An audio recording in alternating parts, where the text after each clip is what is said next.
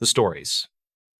Why this librarian reopened a cold map drawer. In late September of 2014, the Quiet Town Library off Route 47 got a new head librarian named Corinne Ashland.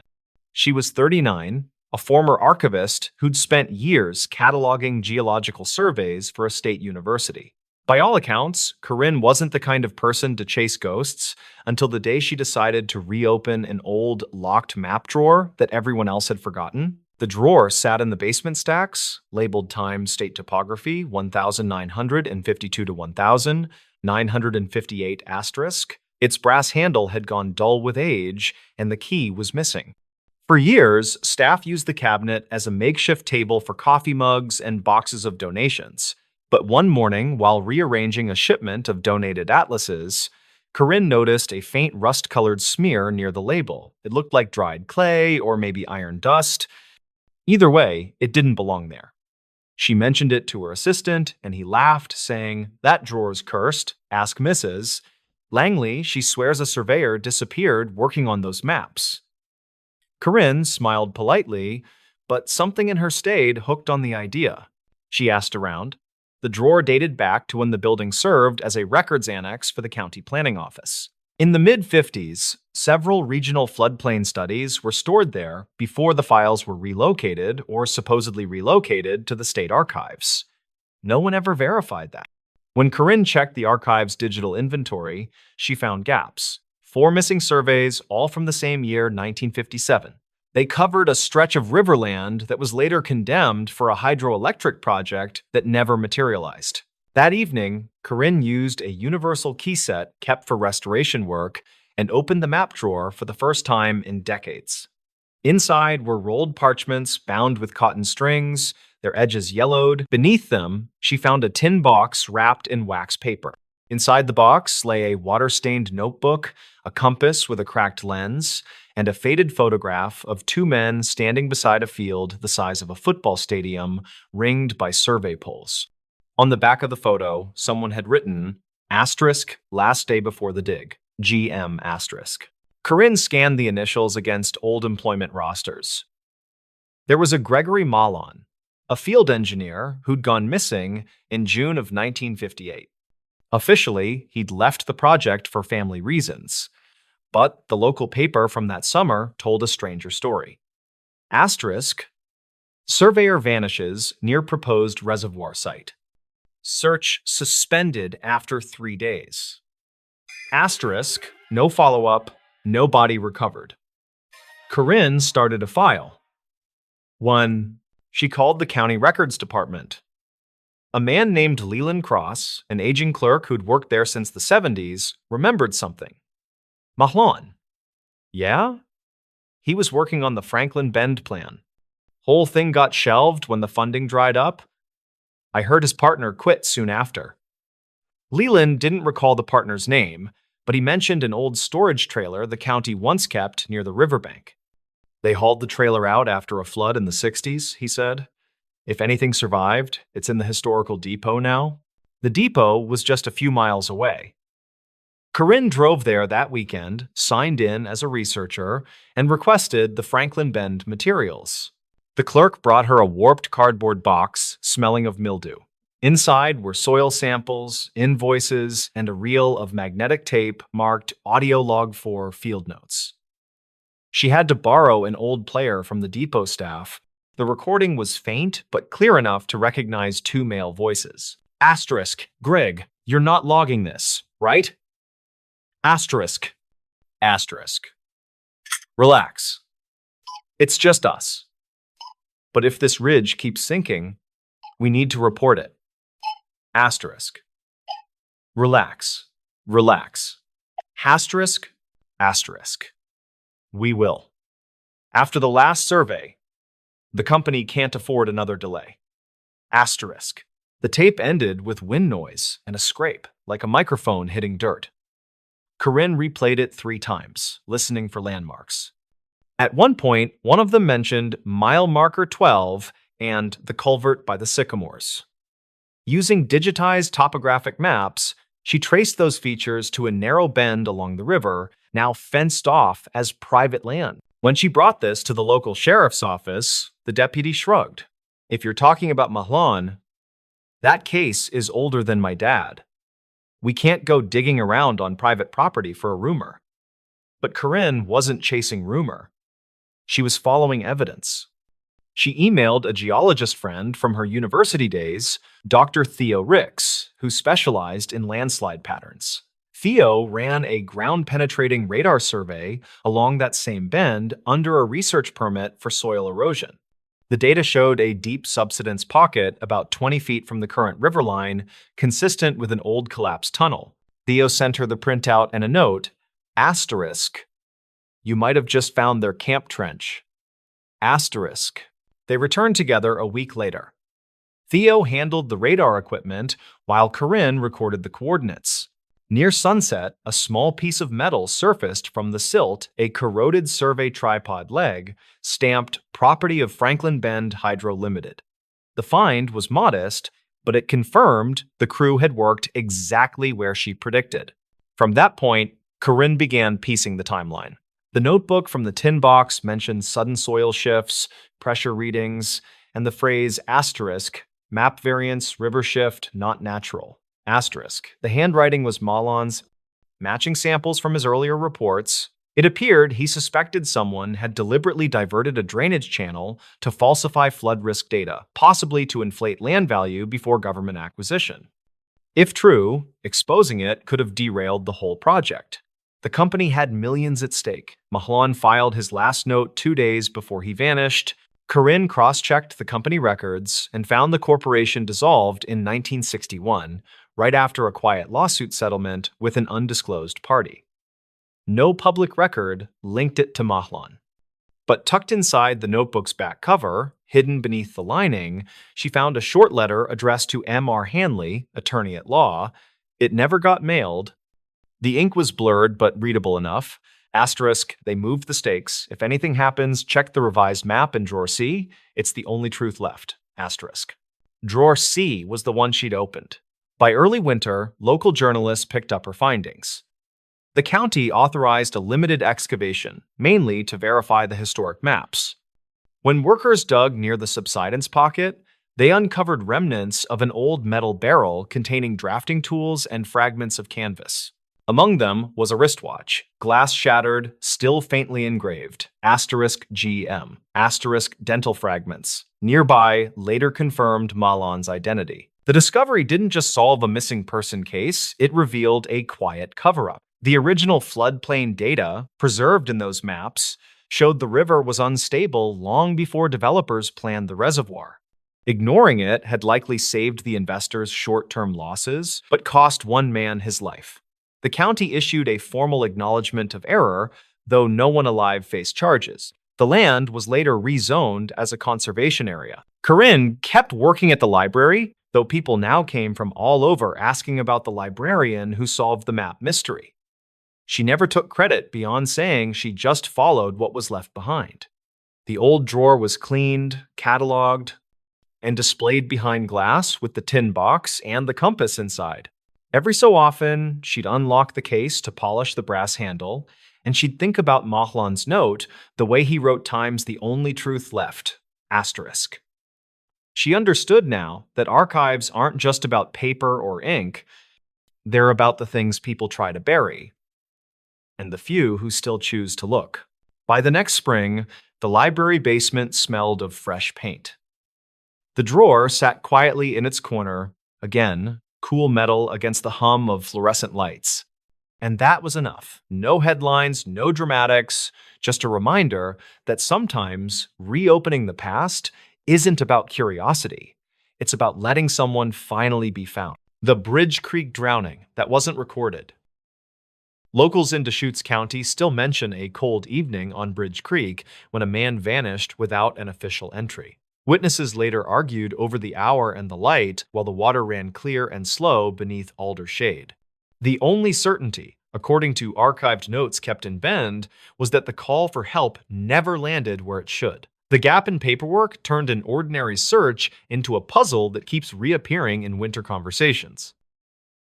The man most often named was Trent Avery, 42, contract carpenter, in the area to price repairs on a seasonal cabin. He reportedly arrived 2 days earlier and slept in his truck near Sisters to save money, according to a motel clerk.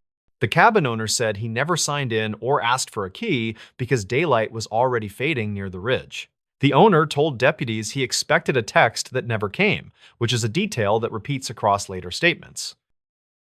Avery met one person that afternoon, a fisheries tech named Mara Collins, 34, state employee, checking culvert screens along a Forest Service spur. She said the creek looked safe for a crossing at the ford, which remained shallow where gravel spread across 2 tire lanes.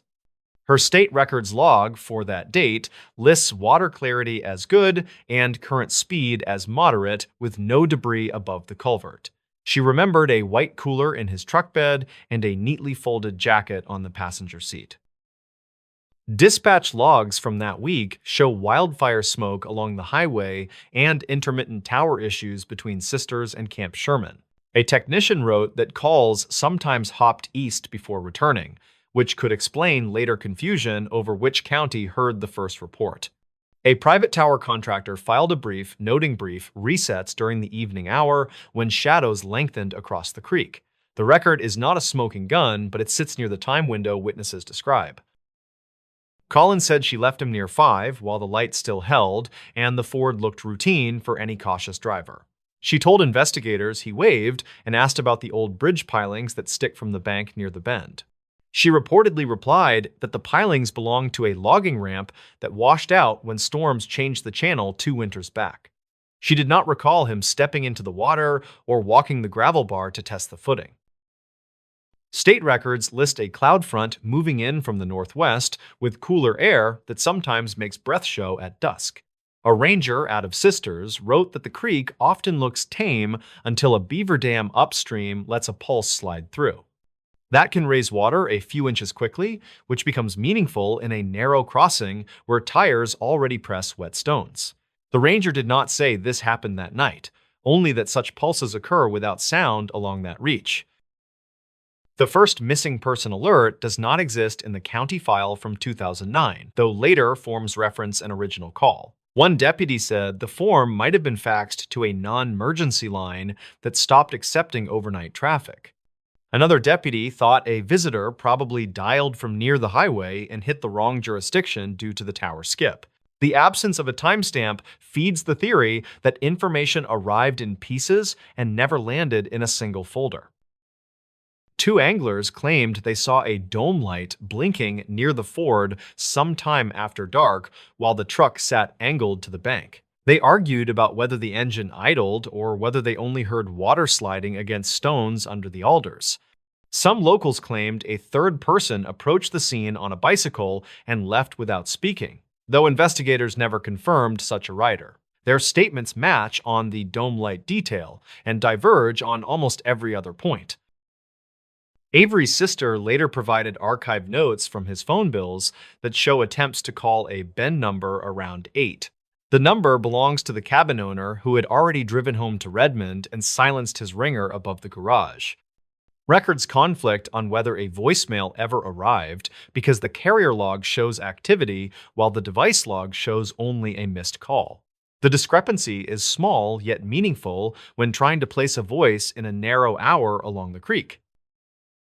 Searchers walked both banks at first light and found boot tracks that entered from the gravel bar and faded where cobble turned firm. A tape measure and a photograph shows a stride that stays even then shortens near a shallow channel cut by the previous week rain. They recovered the white cooler 50 yards downstream, caught against willow roots, with the lid unlatched but nothing inside. The jacket remained on the passenger seat exactly as Collins described, which adds a quiet weight to her timeline. A retired deputy who reviews Coldfield files said the map grid for the initial sweep sits 1 square too far east. He blamed a habit of copying last season templates during busy weeks and missing small shifts in volunteer practice. That oversight pushes a key waypoint off the creek, which could explain why a thermal search missed a figure in the brush. He did not frame this as proof that someone waited there, only that the error changed where people looked first. In later interviews, a hardware clerk in Sisters remembered Avery buying a short toe strap and a shovel with a fiberglass handle. The clerk thought he mentioned a soft approach near a ford where ruts filled and needed a few minutes with a blade. The receipt time lines up with Collins and the ranger notes, which places him near the creek before dusk with reasonable tools. The purchase does not prove a crossing attempt, yet it keeps the possibility within a narrow band of motives. A volunteer firefighter described a call that almost arrived, a carrier ping that appears in a phone report but not in dispatch logs. He said the station door was open for inventory and the tone speakers clicked once without the usual follow message. He wrote his memory down years later for a training handout, which makes it more story than record. Still, several younger volunteers say they heard similar clicks during that month when the tower resets annoyed crews. Divers checked a pool downstream where the channel tightens and lifts small whirl lines against a rock rib under the bank. Visibility stayed poor due to fine silt stirred by a mid-morning wind and a brief flow rise from upstream wetlands. They found no clothing or wallet and no keys, which matches the detail that the truck cab stayed unlocked at the scene. The diver lead said the bottom felt mostly smooth with scattered roots that would have caught a heavy object easily. Weeks later, a property survey crew flagged a scrap of fabric trapped on barbed wire near a floodplain meadow. The piece looked like work pant material and carried fine silt that stains in the specific way Bridge Creek water does. A lab in Salem could not confirm much beyond weave and color range, which overlaps with common brands used by local contractors. The finding neither closes the case nor clears any doubts about the unrecorded call that started the confusion.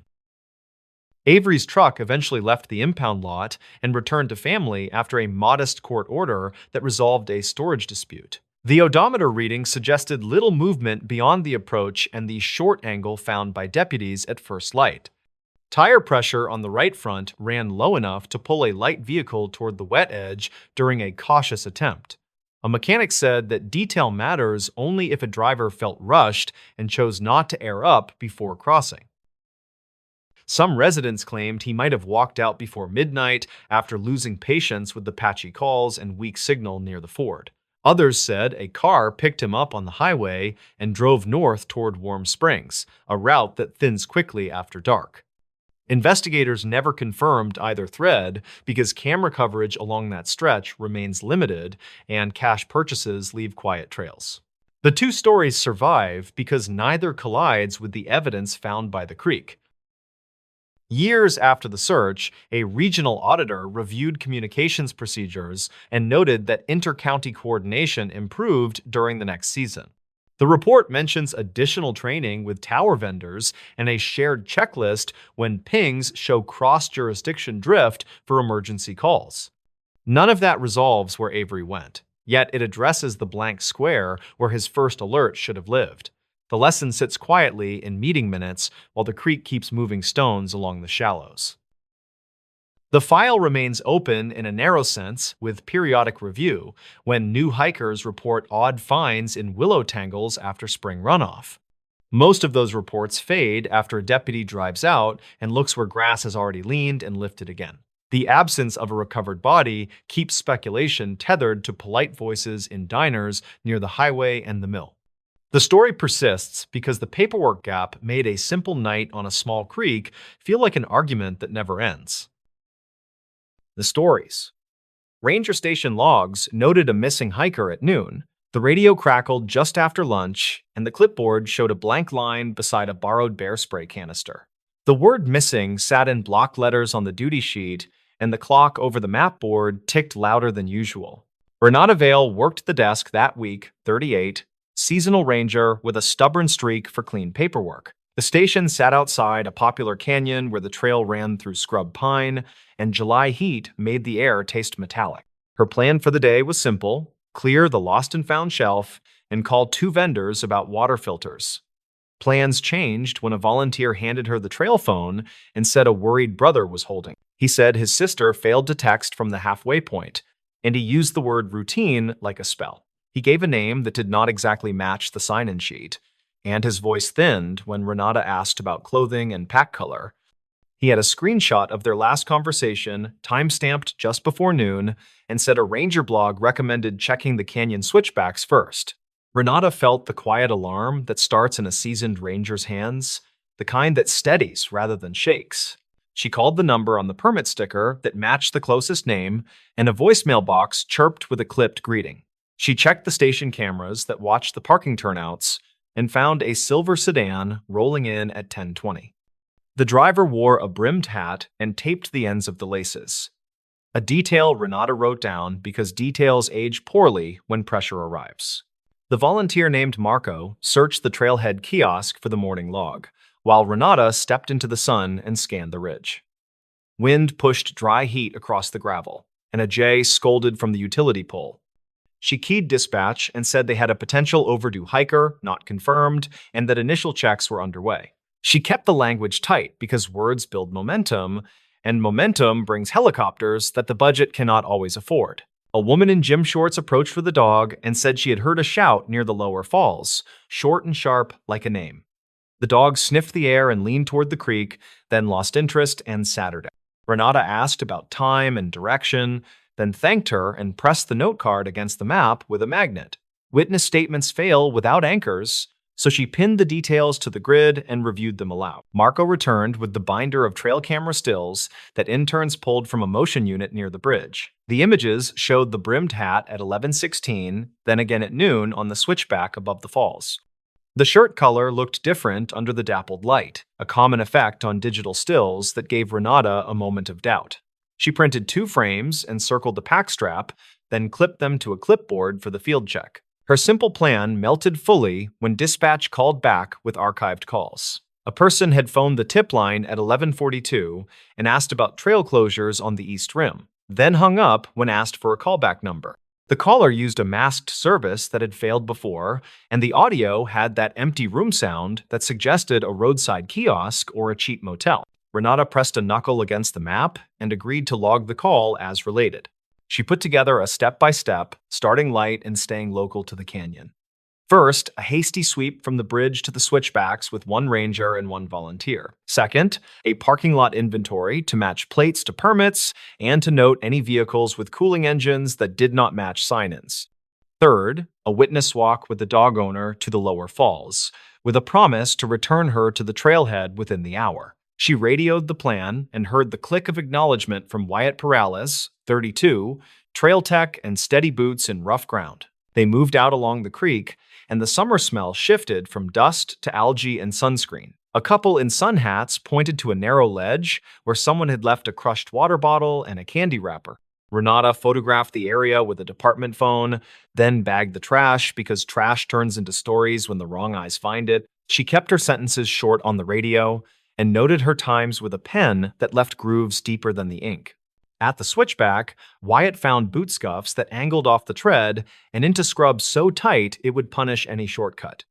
He pointed to a pressed patch of grass, then to a low branch with a pale scrape that matched soft plastic. Renata crouched and saw a faint thread from athletic tape, the same color she remembered from the still. The thread clung to rough bark, a small but useful tether between the images and the ground. They moved higher and reached a shallow spur where the view opened into a dry basin. On the spur, a pair of hikers said they passed a woman alone who looked back often, as if waiting for someone who never arrived. The hikers spoke slowly and paused to remember, then agreed to write brief statements at the station later that afternoon. They offered a photo from a distance that showed only a shape in heat shimmer, and the horizon looked bleached and wide. Renata asked the brother for more context by text, keeping questions narrow and practical. What snacks did she favor? Any injuries last year? And did she ever speak about this specific canyon? He replied that his sister planned the hike to test a new route from a guide forum and sent a blurry screenshot of a message board thread. A username bragged about a hidden shelf that saved 20 minutes, and that sentence pressed a new line into Renata's plan. She called the district's archive and asked for old incident notes related to the shelf, and the clerk said there were 2 minor rescues on a heat weekend 3 summers ago. Those notes described short slips and stubborn walkers and contained a detail that felt right and wrong at the same time. Both incidents started at noon when shadows shortened and depth perception failed, and both involved hikers who disliked crowds and sought quiet. Another message arrived from the brother that changed tone from worried to careful.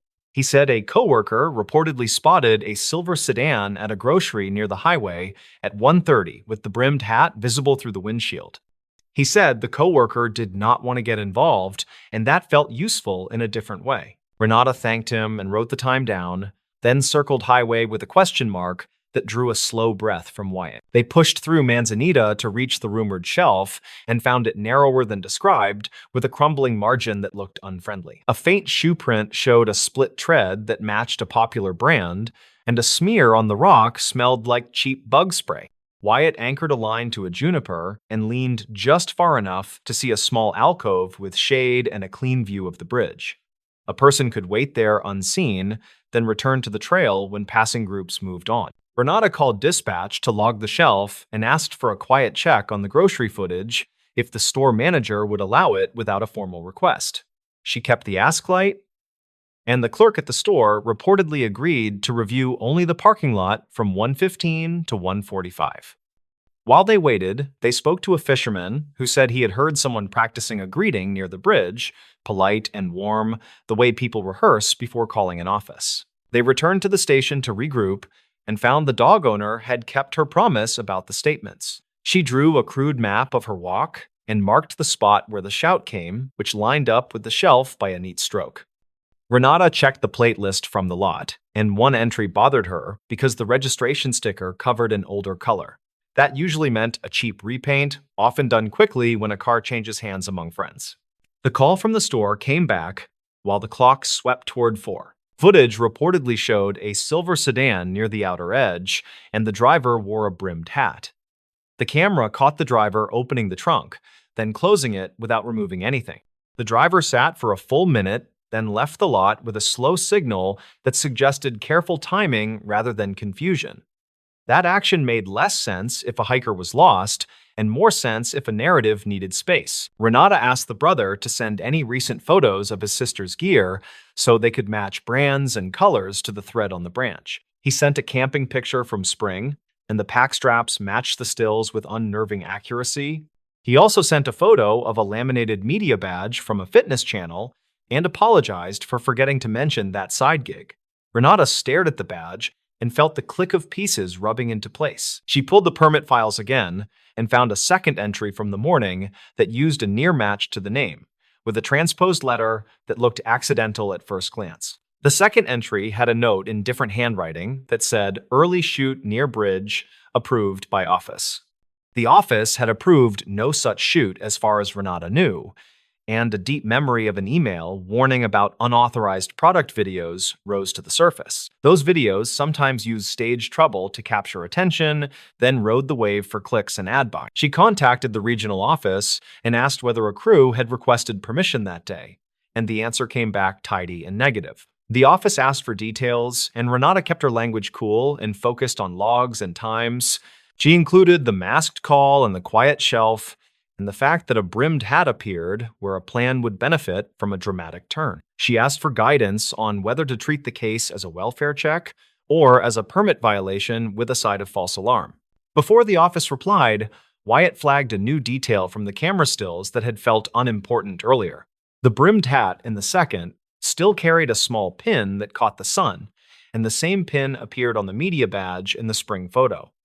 It was a tiny compass rose with 3 points bent, a logo for a training program that marketed grit and quiet strength. The pin created a line between online identity and trail identity, often a line people try to blur when views are currency. The volunteer team returned from the upper spur with a clean report and no sign of distress along the ridge. A group of teenagers said they watched a drone rise above the bridge and glide toward the shelf, then return quickly when someone shouted about rules. The teenagers filmed the drone on a phone, and the video captured the brimmed hat figure leaning on the railing, then turning away when the shout landed. Renata saved the clip and documented the time, then asked the group to leave contact details in case the office needed follow-up. As evening lights softened, dispatch called with a quiet advisory. A patrol unit had found a silver sedan parked at a scenic turnout 15 miles east, empty and cooling, with a folded jacket in the back. The officer waited nearby without lights and reported a second vehicle pulling in close, then leaving when the cruiser rolled forward. The plate on the second car belonged to a rental agency with a flexible policy about credit cards, a detail Renata captured without judgment. The office finally replied and advised a welfare check with a parallel inquiry into misuse of emergency channels. They recommended a measured approach that prioritized safety and avoided public drama. Renata agreed, and then called the brother again and asked him to come to the station, explaining that in-person rooms make details easier to manage. He arrived with shoulders high and hands careful, and he looked like someone who disliked being on the wrong side of a counter. He admitted the channel sometimes staged challenges, and that his sister had pitched a solo speed test that needed daylight and a sense of risk. He insisted that no real danger was planned, only a late check-in, followed by a triumphant return and a lesson about preparation.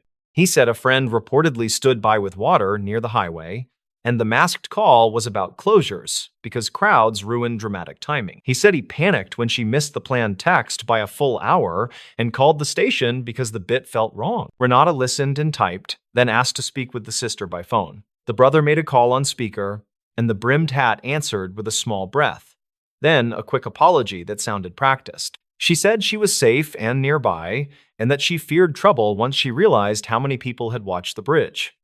She agreed to meet at the station within 30 minutes and added that the shelf was a mistake because the rock felt greasy and mean. She arrived with salt on her face and a steady gaze, 34, freelance trainer and editor for a mid-sized channel. She wore the pin on the brim and kept her hands open on the counter, then gave a full account that matched much of the timeline. She described the shelf and the alcove and admitted the staged silence to build tension for a cut. She said the drone operator backed out when a shout scared him and that the grocery stop was a pause to decide whether to end the bit early. Renata walked her through the consequences with a calm voice and clear steps. They would log the misuse of the term missing in the station ledger and forward a report on the masked call to the office. They would recommend a fine for the drone flight near the bridge and review the permit files for the transposed name entry. They would also offer a voluntary donation to the volunteer team for the hours spent and recommend a public safety note if the channel posted any edited footage. The woman nodded and said she understood, then asked whether the station planned to call the county. Renata said the county dispatch already sat in the loop and had agreed to remain cooperative as long as the channel avoided inflaming viewers. She added that the station took missing reports seriously because moments consume resources, and that even staged quiet pressures real systems. The woman agreed to record a clear statement and accepted a brochure on safe filming that looked oddly gentle in the harsh light. Wyatt stepped outside and watched the last cars roll out of the lot, and the air finally cooled enough to feel kind. The dog from earlier barked once from a passing truck, and the fisherman from the creek lifted 2 fingers without slowing. Renata filed the forms and wrote a final note that tied the shelf to the old rescues and the pin to the badge and the masked call to timing. The station lights hummed and the clock hands slid past 6, then found their mark without ceremony. By the time the brother and sister left, the word missing on the duty sheet had a line through it. Renata kept the original note card with the magnet hole because records tell stories when memory wants to embellish. The office would likely call tomorrow and ask for clarifications, and the drone policy would probably gain a new sentence. She felt the usual mix of relief and irritation that follows a false alarm, and the strange sympathy for people who turn risk into currency. Later, the channel posted a short video that downplayed the panic, and the comments argued about rules and grit. The station received 2 thank you emails from hikers who heard the news secondhand and a complaint from a person who disliked the fines on principle. Renata archived the messages and watered the plant on the windowsill, then wrote one more line in the log about the shelf that was not a shortcut. The sentence ended with a plain warning that noon creates flat shadows and false confidence, a small truth inside a larger one. In quiet moments after a shift like that, she believed most people want a story that forgives them. Trails do not forgive, they teach. And the classroom never closes just because cameras blink. The station would open again at 7, and the clipboard would carry new names, and the clock would tick in the same steady way. Somewhere on the ridge, a jay would scold the wind, and the shelf would wait with its narrow promise, ready to turn bravado into paperwork. The stories. The motel room safe with a secret ledger. The motel sat just off a two-lane highway that curved through a stretch of desert where radio stations faded to static.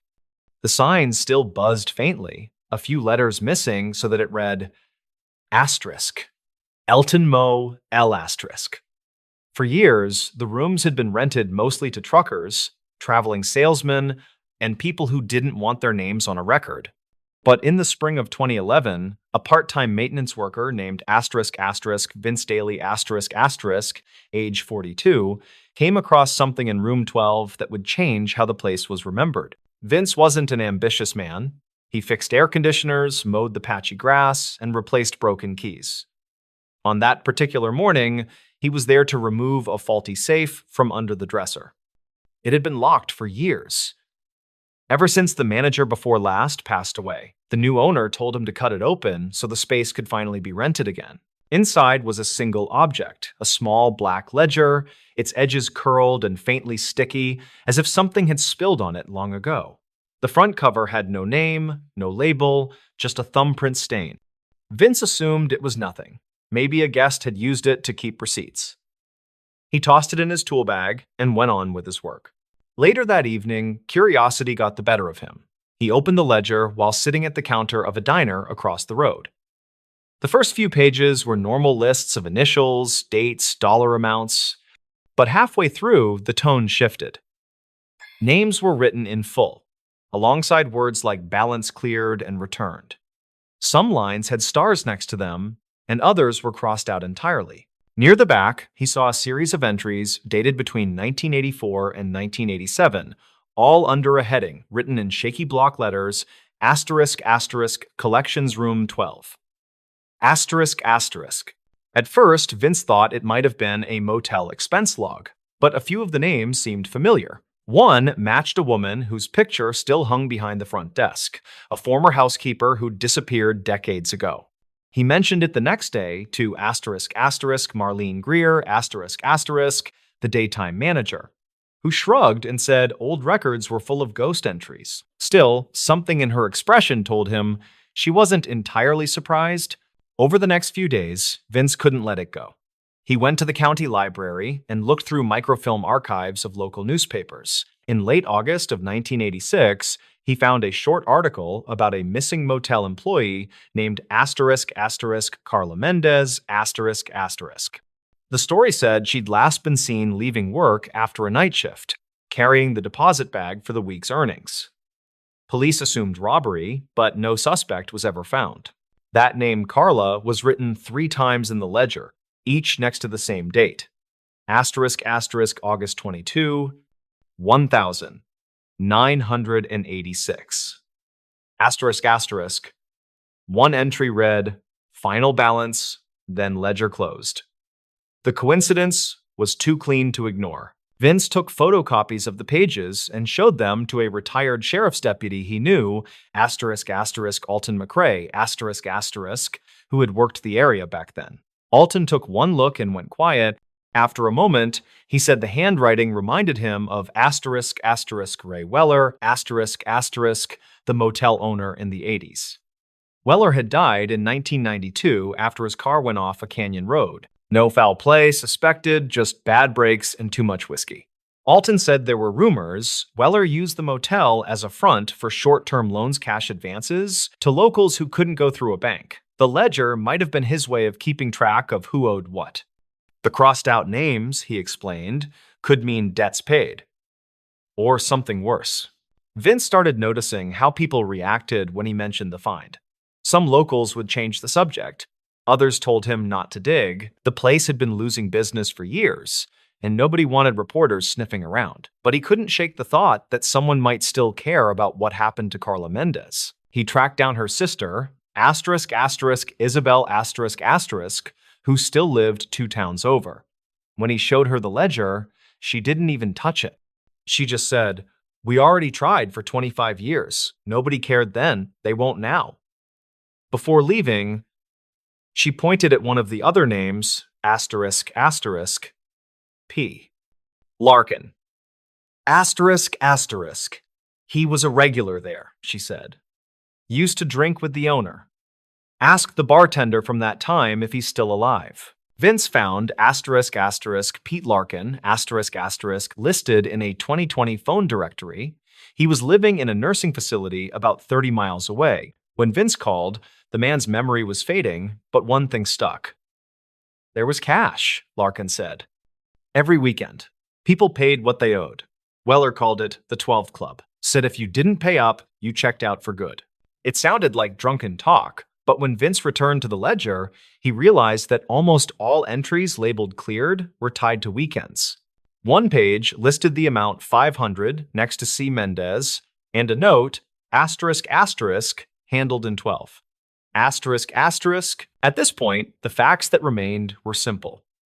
Carla disappeared on August 22nd, 1986. Weller's ledger mentioned her by name that same day.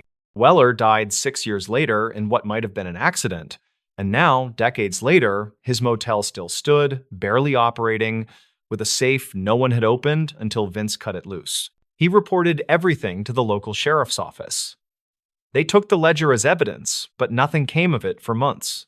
Then, in early October of 2012, a construction crew working on a new drainage ditch behind the property uncovered partial human remains. Dental records confirmed they belonged to Carla Mendez. The investigation was reopened. Forensic teams matched residue from the ledger's pages to soil found at the burial site. Both contained the same rare industrial solvent used in the motel's janitorial supplies during the 80s. It wasn't enough to convict anyone, but it closed a circle. The 12 Club wasn't a rumor. It was bookkeeping for threats carried out. By the time the motel finally shut down, Vince had long quit. He moved north, took a job maintaining cabins at a lakeside resort, and stopped talking about what he'd found. Reporters wrote short pieces calling it the Ledger case, and then it faded again into local legend. Years later, when the building was demolished, one last item turned up in the rubble, a second, safe, smaller, newer, but sealed tight. Inside, they found only a key-tagged room 12. Copy. Nothing else, no pages, no ledgers, just that key. Placed deliberately. People who'd worked there guessed Vince had planted it, a quiet nod to what he'd uncovered, but those who knew him said he wouldn't have done that. He hated attention.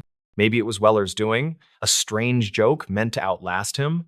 Either way, the motel's sign was gone, the ground was leveled, and the highway kept humming like nothing had ever happened. Still, sometimes at night, when the wind passes through the empty lot, locals say you can hear the faint rattle of a loose metal door like an old safe settling back into silence. Whether that's true or not hardly matters. What stayed was the story, and the proof that even the most ordinary places can keep ledgers of their own. The stories. Paramedic who kept one final snapshot. The story began with a photo that shouldn't have existed. A single Polaroid, slightly overexposed, showing the inside of an ambulance during a call that supposedly never happened. It was discovered years later, tucked between the pages of an old medical manual in a small-town fire station's archive. The man behind that photo was Martin Kessler, a 42-year-old paramedic who'd spent nearly 2 decades working in a quiet coastal county. He was the kind of person people trusted instantly, steady hands, calm voice, always first on scene and last to leave. Colleagues said he never forgot a face, even from calls years earlier. That photographic memory made the irony of what happened next impossible to ignore. In late March of 2012, Martin and his partner, Dana Ruiz, responded to a dispatch from a stretch of highway north of town. A rollover accident, single vehicle, one driver, reportedly conscious but trapped. The log shows they arrived at 2:17 a.m. Weather clear, visibility decent. Everything about the report was ordinary. Until it wasn't. When firefighters reached the car, there was no one inside. Seatbelt unbuckled, airbags deployed, engine still ticking from heat, no footprints in the gravel shoulder, no sign of struggle. Dana's field notes mention Martin standing there longer than anyone, staring into the dark beyond the guardrail, as if waiting for something to move.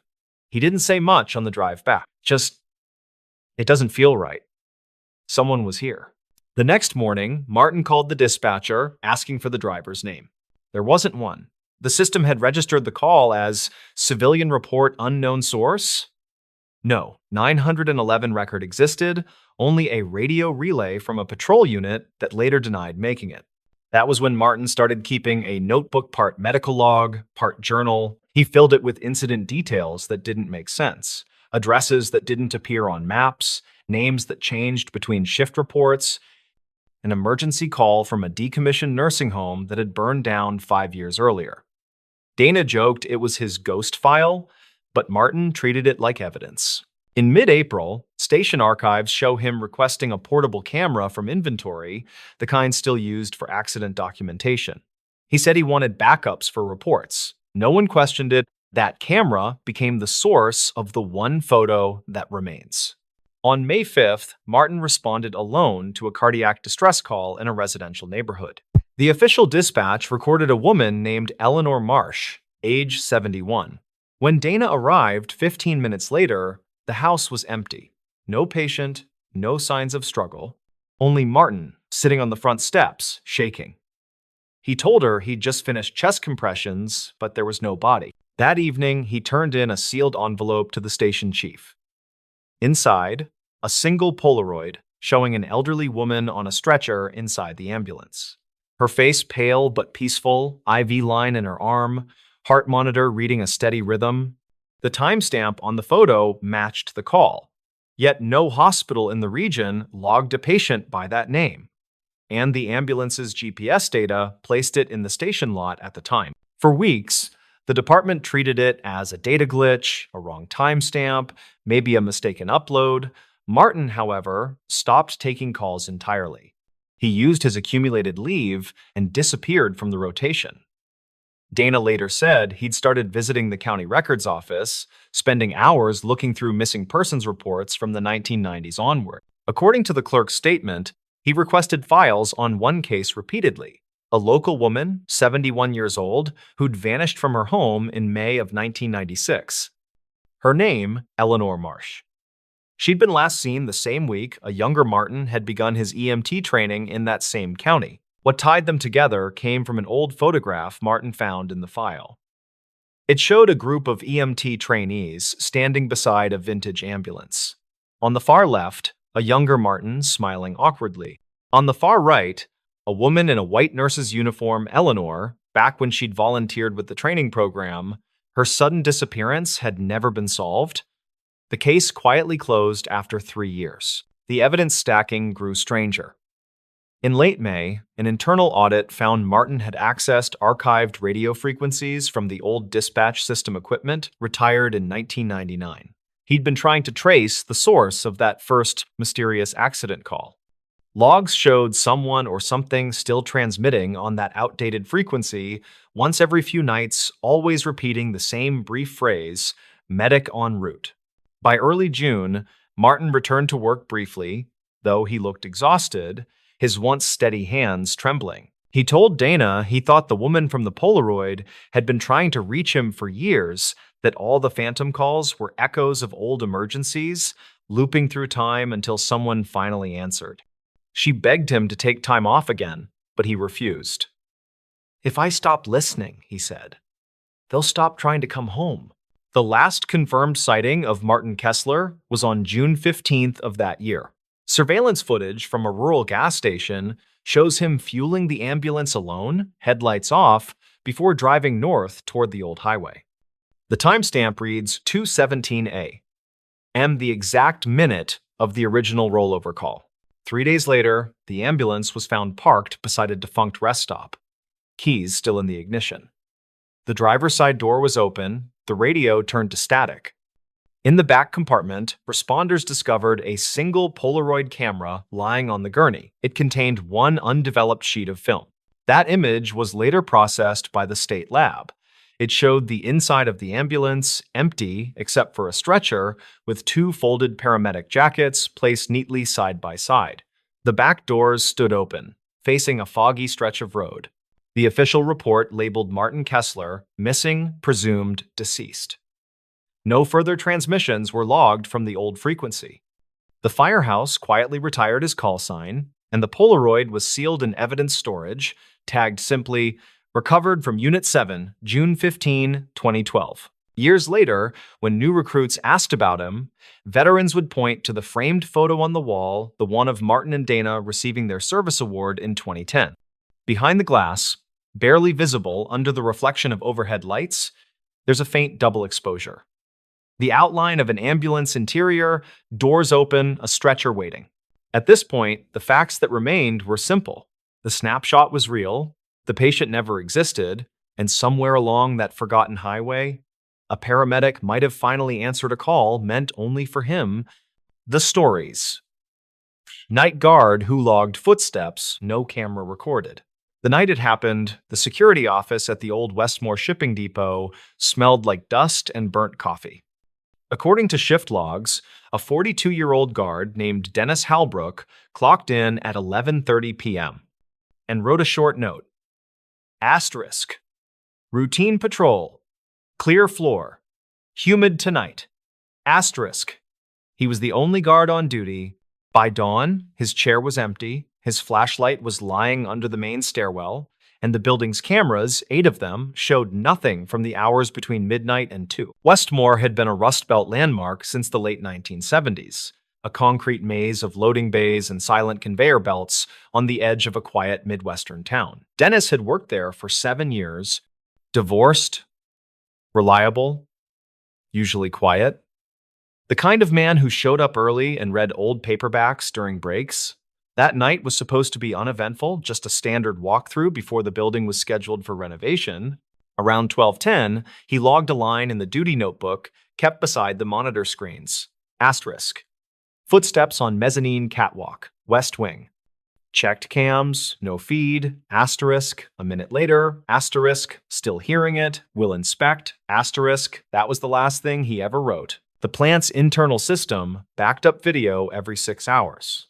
When investigators reviewed the footage from the mezzanine camera, the feed cut to static precisely at 12:08. Other cameras kept recording fine until 2:30, showing only flickering lights and empty halls. A maintenance worker named Harold Cortez arrived early that morning to replace fluorescent tubes on the ground level.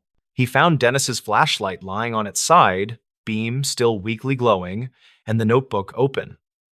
No sign of struggle, no torn fabric, no blood. Just footprints, 2 sets tracked faintly through the dust. One set from Dennis's standard issue boots, the other, smaller, bare, leading to the freight elevator that hadn't worked in months. The county sheriff's department filed the case as a missing person. Official notes cited malfunctioning surveillance and probable equipment interference. But people who'd worked there doubted the malfunction explanation. Westmore's night tech, a woman named Carla Wynn, swore she'd serviced those cameras the previous week. They were old, but fine, she told local reporters. The cables were intact. You can't lose a feed that clean unless someone cuts power at the board. Dennis's sister, a nurse named Ruth, said he'd called her the night before. He'd sounded distracted, mentioning he'd found a second badge lying by the locker room door. She assumed he meant another guard's ID, but the company only issued one active credential, his. Archived building logs later showed the same badge used twice that night, once when Dennis clocked in, again at 12:11, opening the West Wing stairwell door. Whoever used it the second time moved toward the mezzanine exactly where Dennis had gone to investigate. By late summer of 2014, the company shut down the depot and cleared out the interior. Cleanup crews unearthed a small personal cassette recorder near a ventilation shaft behind the third bay. It contained about 30 seconds of audio, the hum of lights, a pair of quick footsteps, a metallic clank, then Dennis's voice saying, "Who's up there?" followed by a short distortion burst and silence. Audio engineers confirmed the tape had been magnetically warped, likely by exposure to a strong field, not heat or age. There was another strange detail buried in the sheriff's supplementary report, a mention of radio interference in patrol channels between 12 and 12:30. The on-call dispatcher logged fragments of words bleeding through static asterisk. Northgate, lights out, he's still here. Asterisk, none of the other guards were on duty that night, and the next scheduled patrol wasn't until morning. Years later, a local journalist named Owen Ralston revisited the case for a regional history program. He interviewed former employees and found that in 1998, 2 decades earlier, another guard, 39-year-old Gerald Pike, had disappeared during overnight maintenance. Same mezzanine, same missing camera footage, same unexplained power surge. Back then, the report blamed faulty wiring. Ralston tracked down Gerald's surviving son, who showed him an old Polaroid his father had taken before the disappearance. The photo captured the West Wing catwalk at night, lights flickering in the distance. In the lower right corner, partially blurred, was a faint silhouette that seemed to be looking down at whoever held the camera. Analysts couldn't verify whether it was a reflection or a person. But when the journalist compared the layout of that image with modern floor plans, he noticed something: the angle matched exactly where Dennis's flashlight was later found. What made it worse, the timestamp written in blue ink on the Polaroid's border, asterisk, the 3rd of April 1998, 12:11 a. M asterisk was identical to the digital record of Dennis's badge swipe, asterisk 12:11 a. M asterisk, two men, 16 years apart, logged in the same minute of the hour, in the same corridor, just before both vanished. Electrical engineers consulted during Ralston's project suggested a pattern of ground faults that might have caused rolling blackouts localized to one wing, possibly scrambling old analog video circuits.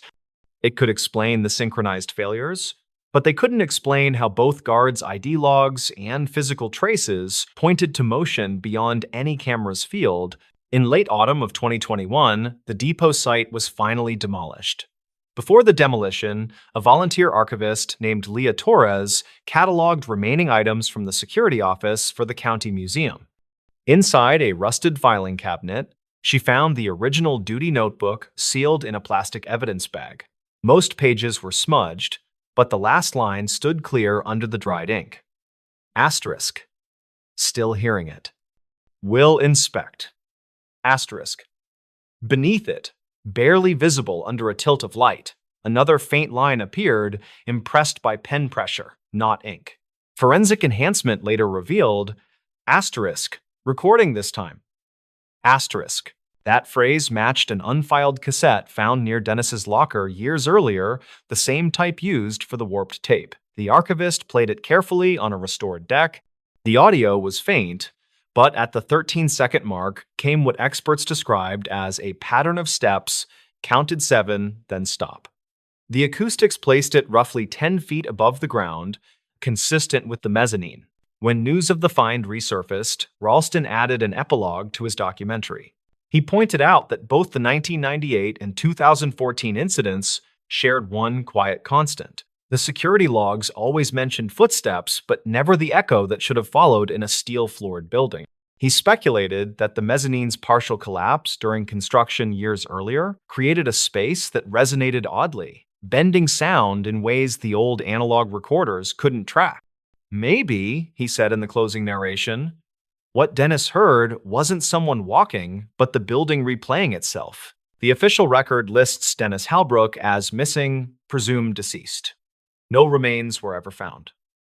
The West Wing mezzanine was melted down with the rest of the metal. Today, the old depot grounds are a parking lot for long-haul trucks. Drivers who park overnight sometimes mention hearing boots pacing above the asphalt when the wind picks up, though there's nothing there, just open sky.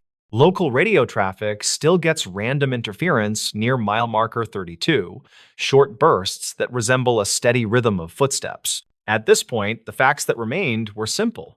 2 guards, years apart, logged the same minute, heard the same sound, and left no image behind. The rest, whatever it was, stayed between the missing frames of a camera that never recorded and a notebook line that never should have been there. The stories. Why this motel room safe changed everything.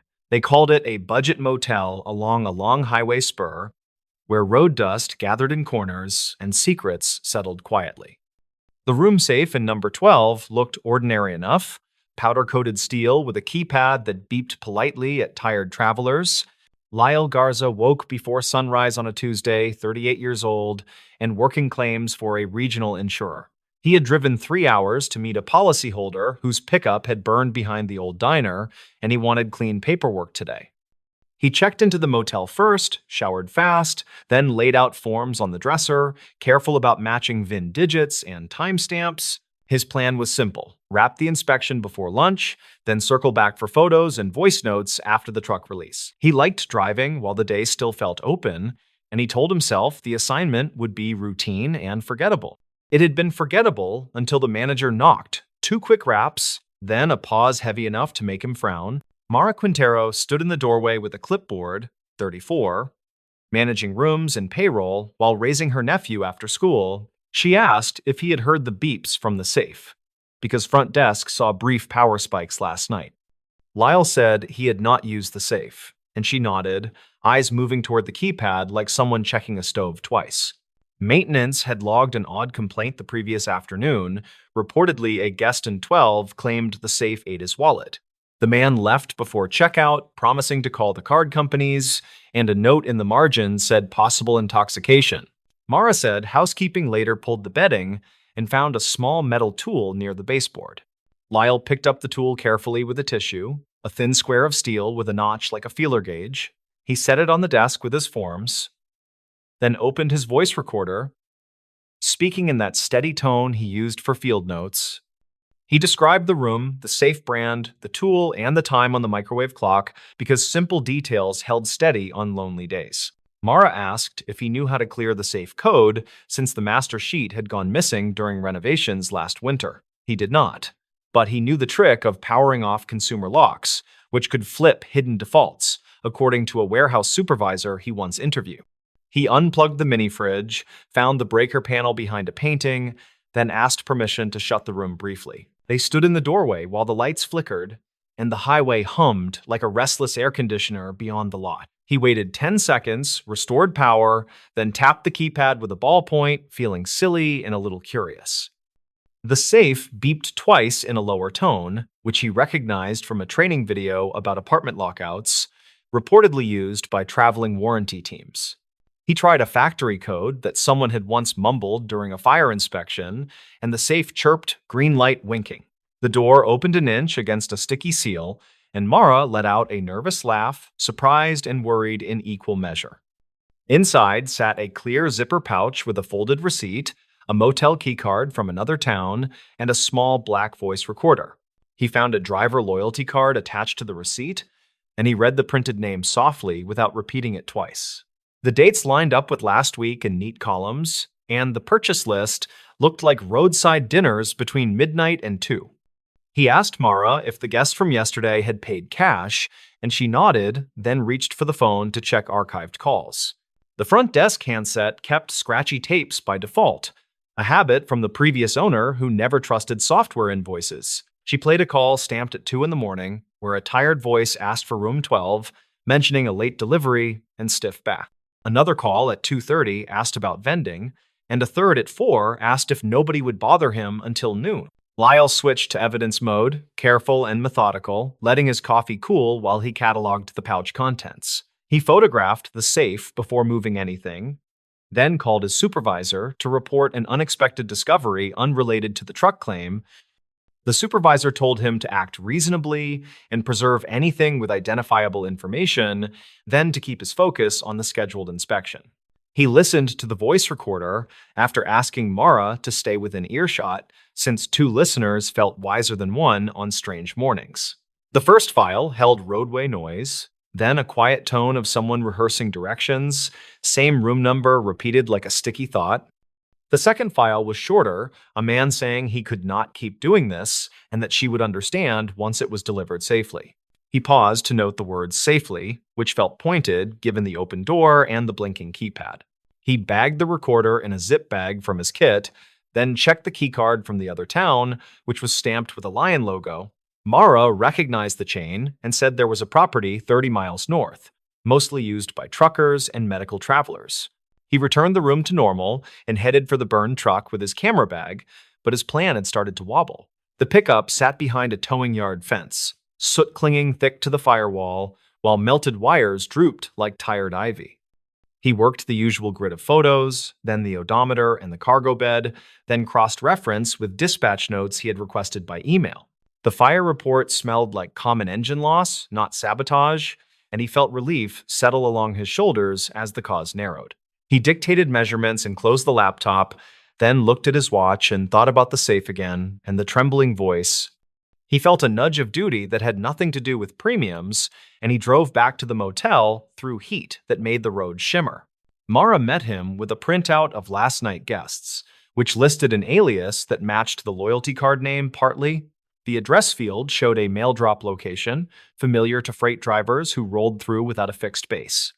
She said a long white tractor had idled near the ice machine last night, according to a neighbor who called about fumes after midnight. He asked for the neighbor number, then listened to a careful woman describe a man in a reflective jacket with a limp.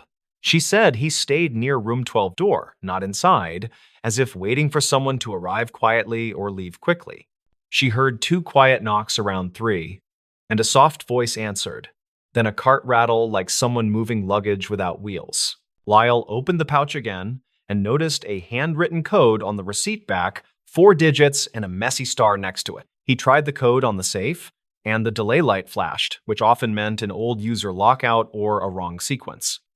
He snapped a photo and lowered the door, then rolled the notched tool between his fingers, a weight that felt borrowed from someone patient. He thought about a repairman he had interviewed in 2019 who taught him that thieves love patterns more than courage. The man said patterns live in receipts, tolls, and vending logs, because tired people seek familiar sandwiches and coffee brands. Lyle searched the loyalty program website on his phone, typed the partial name and 4 digits, and got a generic profile with travel points.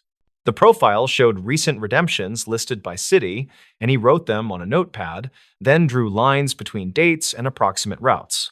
The cities formed a loop around distribution centers, with brief pauses near hospitals and bulk pharmacy hubs according to public maps.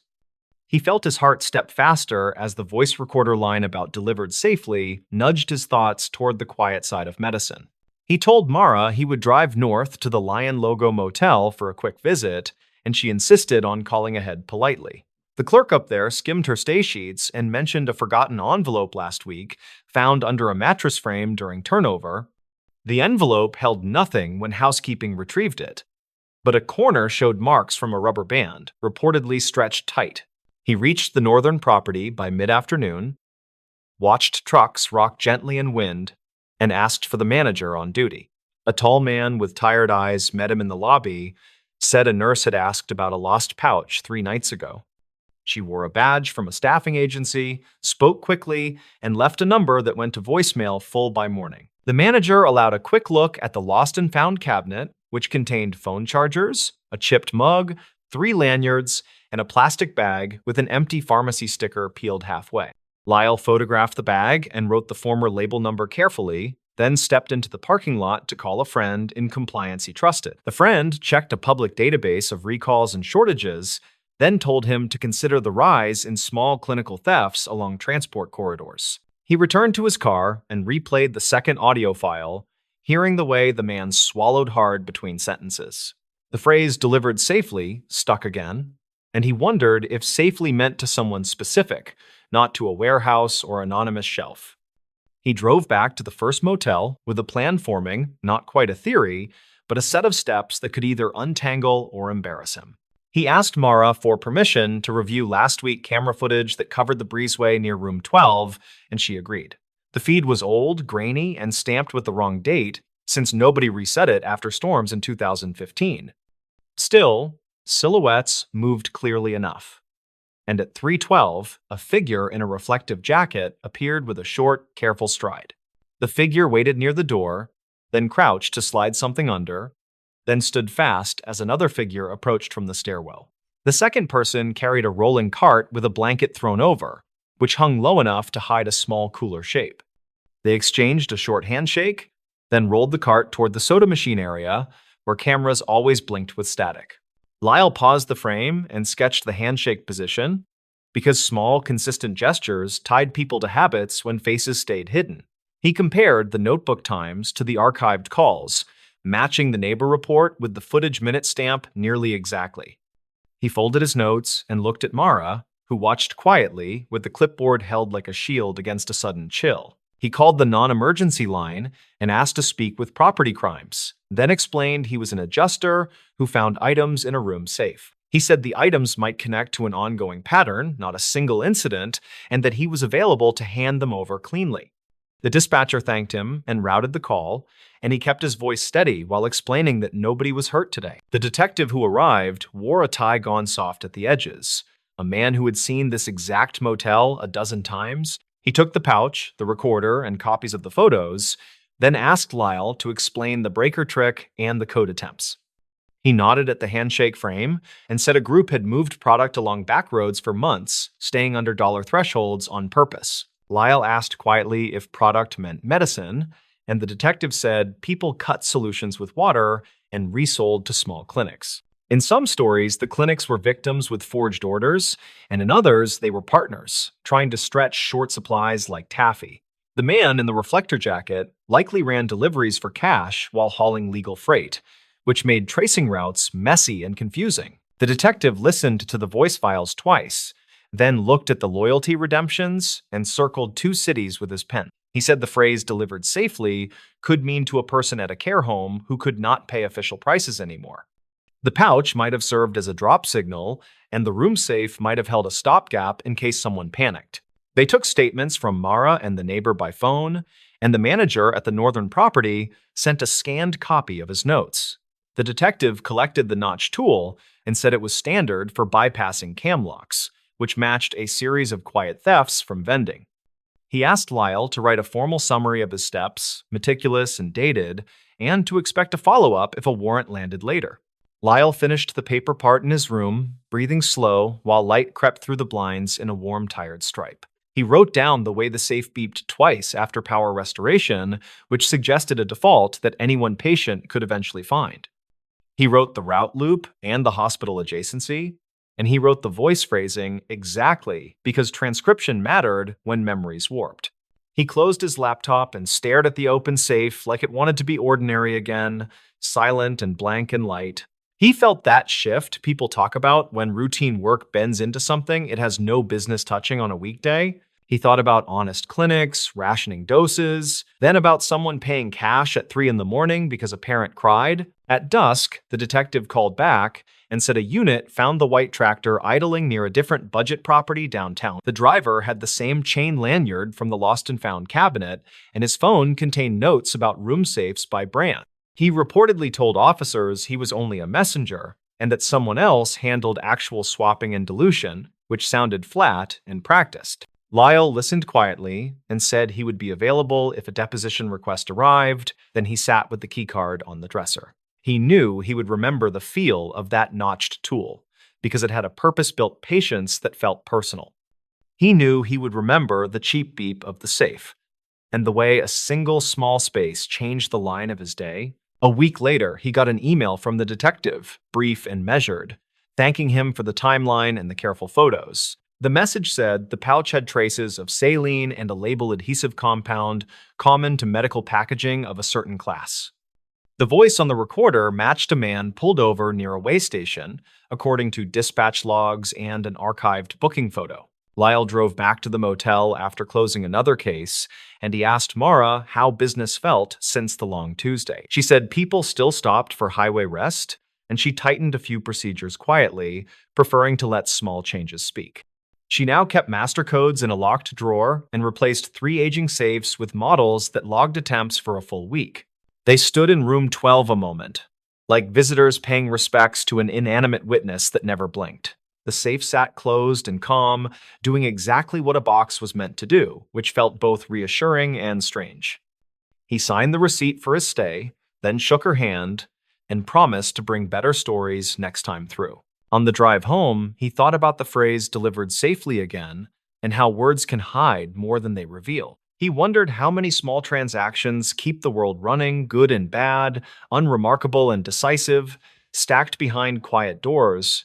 He decided the safe had not made him heroic or special, it had only reminded him that dull edges can cut when pressure builds. He kept working claims, taking pictures of bent bumpers and damp carpet, writing notes with careful times and plain language. He still believed that truth likes details and that details prefer patient notebooks, not flashy speeches or clever hunches. When he thought about that Tuesday, he did not think about danger or chase lights. He thought about how a box opened and a day veered left. Mara hired another housekeeper and bought a better cart, one that glided without rattling near cameras and soda machines. She laughed more at the front desk now, but her eyes still checked keys and codes before she turned off the lights.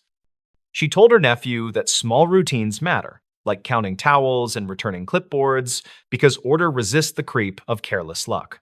The detective moved on to other cases and sent one last note months later, carefully worded, acknowledging ongoing court schedules. He wrote that the room-safe discovery had clarified timing between suspects, which helped align witness statements with fuel receipts precisely. He added a line about public hearings scheduled for late next spring, where facts would hopefully land on paper clearly. The motel kept renting room 12 to travelers who wanted ground-level convenience and an easy walk to the ice. The safe held wallets and passports and nothing dramatic for a while, which suited everyone whose name stayed off any report. The highway kept pouring itself past the parking lot, and the night clerk kept coffee hot for anyone who needed comfort. Lyle sometimes thought about stopping by without a claim, just to buy a soda and wave at the office through dusty glass. He pictured the safe blinking quietly in that square of afternoon sun, as if practicing for whatever day came next.